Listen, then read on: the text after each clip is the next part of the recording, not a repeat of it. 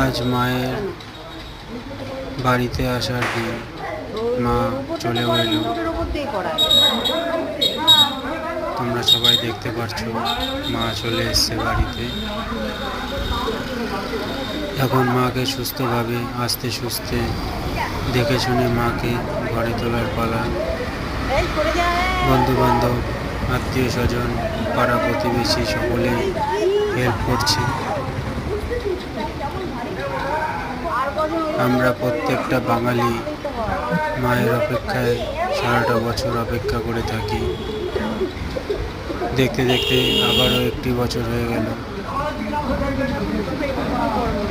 এখন বাঙালির আনন্দের উৎসব দুর্গা পুজো। মা দুর্গা চলে আসলো বাড়িতে।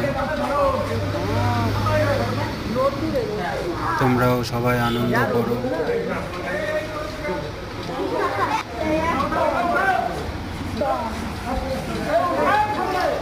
মাকে এভাবেই নেওয়া একটু রিস্কের ব্যাপার হয়ে যায়, কিন্তু কিছু করার নেই। মাকে এভাবেই মন্দিরে ঢোকানোর নিয়ম এভাবেই হয়ে আসছে যুগ যুগ ধরে। তবে ইচ্ছা আছে সামনের বছর থেকে মাকে বাড়িতেই প্রতিষ্ঠিত করে বাড়িতেই তৈরি করা হবে।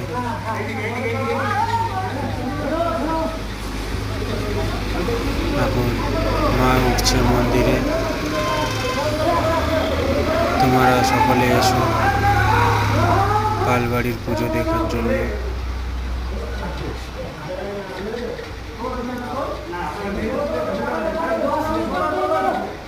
মা উঠে গেল মন্দিরে, এখন বেদিতে তোলা বাকি।